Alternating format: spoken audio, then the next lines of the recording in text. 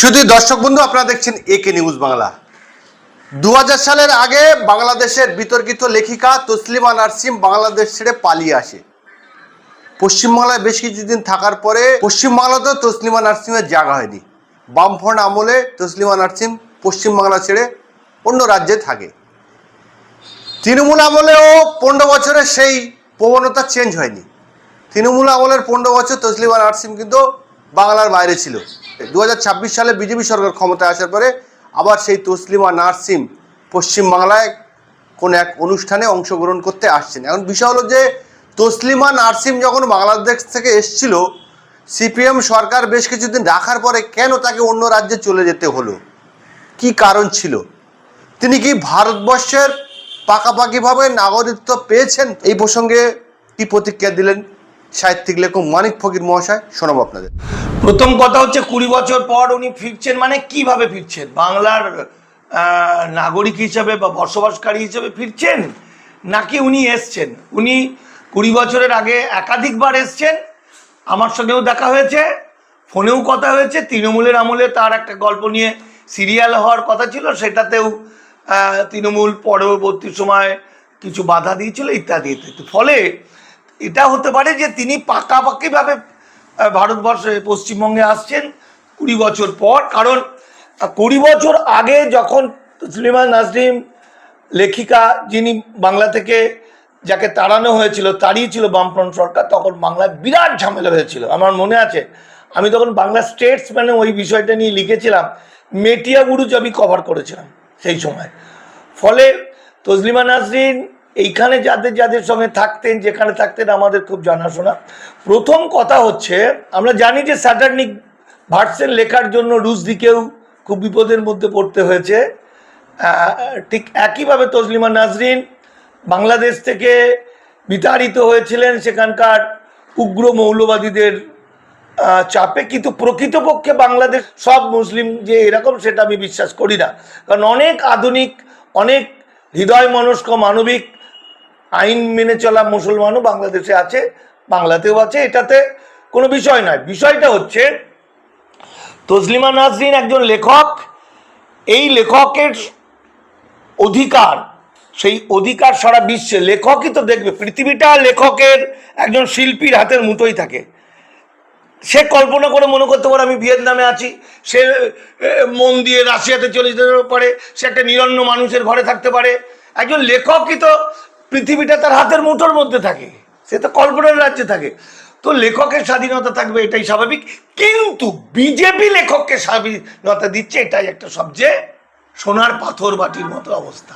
এই যে তসলিমা নাসরিনকে পশ্চিমবাংলা থেকে বামফ্রন্ট সরকার তাড়িয়েছিল, কি কারণ? তার কারণ বামফ্রন্ট সরকার এবং তৃণমূল সরকার, এই দুটো সরকারের মূল এজেন্ডা ছিল মুসলিম ভোট।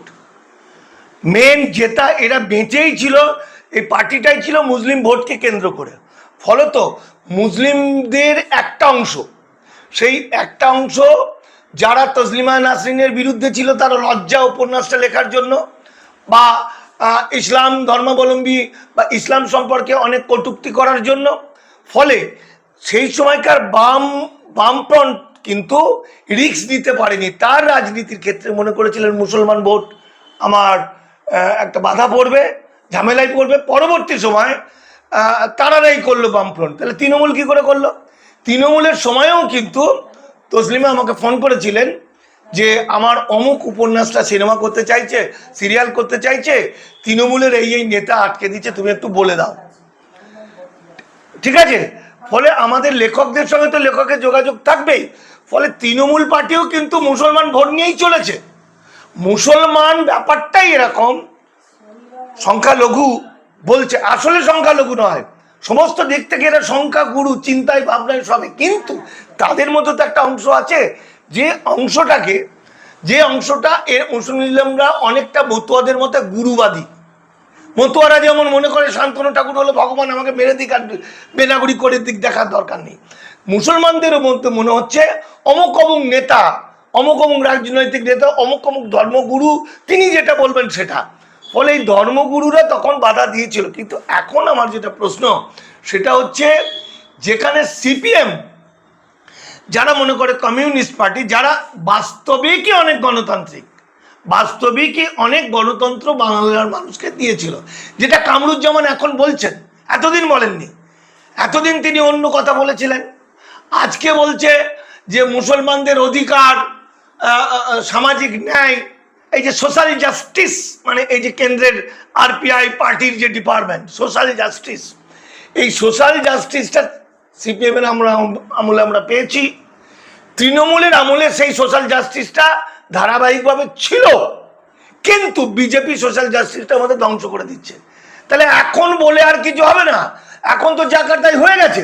ফলত এখন আমার কাছে যেটা প্রশ্ন, সেখানে হচ্ছে নারী বিরোধী যারা, মুসলমান তো পরের কথা, মুসলমান বিদ্বেষীটা আরএসএস এর নীতিগত সিদ্ধান্ত। ব্রিটিশদের যেমন নীতিগত সিদ্ধান্ত ছিল, ব্রিটিশদের ছিল কৌশল, যে মুসলমান আর হিন্দুদের সিলেবাস পাল্টে দাও, তাদের চিন্তা ভাবনার পরিবর্তন করে দাও, যাতে চিরকাল দ্বন্দ্ব লাগে। ঠিক একইভাবে আরএসএস মুসলিম বিরোধিতাটাই তাদের মূল, তার সংগঠনকে বাড়ানো, অথচ আরএসএস এর বিজেপির বড় বড় নেতা মন্ত্রীদের মুসলমান ছেলে মেয়েদের বিয়ে দিয়েছে, কিন্তু সাধারণ মানুষকে মুসলমান বিরোধী করে দিয়েছে, কারণ জেনারেল মানুষ হচ্ছে তারা এসব বুঝতে যাবে না।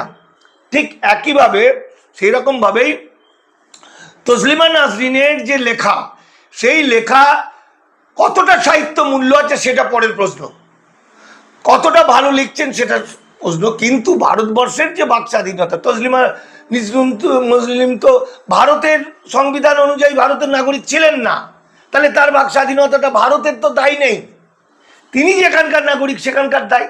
এখন হয়তো তিনি ভারতের নাগরিকত্ব পেয়েছেন, আমি এটা জানি না, কারণ উনি যখন এসেছিলেন পাসপোর্ট ভিসা নিয়ে এসেছিলেন, ফলে নর্মাল নিয়মে মুসলমান বলে 11 বছর পর, হিন্দু বলে নতুন আইনে 5 বছর পর উনি হয়তো নাগরিকত্বটা গ্রহণ করেছেন। কিন্তু উনার মতো মানুষকেও, তসলিমা নাসরিন যে সারা বিশ্বে ঘুরে বেড়াচ্ছেন, সারা বিশ্বের অন্যতম একজন মানুষ, এবং ইসলাম ধর্মের সে সত্যি বলুক মিথ্যা বলুক, তার অ্যাঙ্গেল থেকে যে কথাগুলো বলেছেন তার প্রচুর শত্রু প্রচুর মিত্র, সেই রকম একটা মানুষকেও বিজেপিকে তেলিয়ে চলতে হয়েছে নাগরিকত্ব পাওয়ার জন্য। অর্থাৎ তসলিমা নাসরিন ভারতবর্ষে থাকার সময় এবং বাংলাতে ফিরে আসার জন্য লাগাতার মুসলিম বিরোধী যে কাজ, রাষ্ট্রবাদী মুসলিমের যে কাজ, অর্থাৎ বিজেপির এজেন্ডাকে পূরণ করার জন্য কাজ করেছেন। এই যে আপনি বললেন যে একজন লেখক তিনি কল্পনার মধ্যে থাকে, কল্পনার মধ্যে সারা পৃথিবীতে হাড়ের মুখের মধ্যে থাকে, তো কল্পনার মধ্যে কোনো ধর্মীয় ভাবাবেগে আঘাত করলে সেটা কি মানুষ সেটা দেবে? সেটাতে আইন বলবে, সেটা আইন বলবে, সে আইনের সেরকম প্রভিশন আছে, আইনের বাইরে তো কিছু নাই। কিন্তু প্রশ্নটা হচ্ছে যে যেখানে বিজেপির নীতিগত সিদ্ধান্ত হচ্ছে মুসলমানদের উপর টর্চার করো, মুসলমান মেয়েদেরকে বলছে, যোগী আদিত্যনাথ মুখ্যমন্ত্রী বসে আছেন, তার পাশে বলছে কবর থেকে তুলে নিয়ে এসে মুসলমান মেয়েকে রেপ করো, যেখানে নাফিসা ওই বাচ্চা মেয়েটাকে মন্দিরের মধ্যে ঢুকিয়ে পুরোহিতরা গ্যাংরেপ করে মেরে দিচ্ছে, যেখানে বিলকিস বানুর বাচ্চা মেয়েটাকে, কিশোরী মেয়েটাকে গ্যাংরেপ করে মেরে দিচ্ছে, যেখানে মুসলমান মেয়েদের ওপর টর্চারটা একটা নীতিগত জায়গায় চলে এসছে, লিখিতভাবে না থাকলেও মুসলিম বিরোধিতা। কারণ হিটলারের অনুগামী আরএসএস, হিটলার যেমন বলেছিল যে ইহুদিরা যদি ধর্মান্তরিত না হয় তাহলে শেষ করতে হবে, একইভাবে মুসলমানরা, শুভেন্দু অধিকারী মাননীয় মুখ্যমন্ত্রী বলছেন যে ধর্মান্তরিত হও। তো এই জায়গাতে তসলিমা নাসরিনের প্রতি এত প্রেম কোথা থেকে এলো, তসলিমা নাসরিনের প্রতি একটা ভালোবাসা কোথা থেকে এলো? তার কারণ হচ্ছে মুসলমান মহিলাদের, এরা কিন্তু ইউসিসির মধ্য দিয়ে শরীয়তি আইনটাকে তুলে দিতে চাইছে বা তুলে উঠে যাবে, এসে হিন্দু আইনগুলো ইমপ্লিমেন্ট হবে, মুসলমানদের নানা রকম পারিবারিক আইন ইমপ্লিমেন্ট হবে। সেটা কিন্তু উনি কি করবেন, তসলিমা নাসরিনকে ভারতীয় নাগরিক হিসেবে, মুসলিম মহিলা হিসেবে সারা বিশ্বে প্রজেক্ট করবে যে দেখুন তসলিমা নাসরিন কি বলছে, ও তো ভারতীয়, ও তখন বলবে যে হ্যাঁ ইউসিসি ভালো, মুসলমান মেয়েদের উপর এরকম টর্চার হয়, মুসলমানদের 4টে করে বিয়ে, ইউসিসিতে বিয়ে উঠে যাচ্ছে। তসলিমা তো বলবে না যে 4টে বিয়ে খুঁজে পাওয়া যাবে না, গোটা বাংলা জুড়ে খুঁজে পেলে ব্যতিক্রম কেউ যদি একটা দেখাতে পারে চারটে, আমিও একটা হিন্দু 34টা বিয়ে করেছে দেখিয়ে দেবো অরুণাচলে। তো গল্পটা তা না, গল্পটা হলো একটা মডেল হলো বাঁচার জন্য মানুষ সব কিছু করতে পারে। তসলিমা নাসরিন বাঙালি মানুষ, বাংলায় থাকার জন্য, বাংলায় কথা বলার জন্য সে আন্ডারস্ট্যান্ডিং করেছে।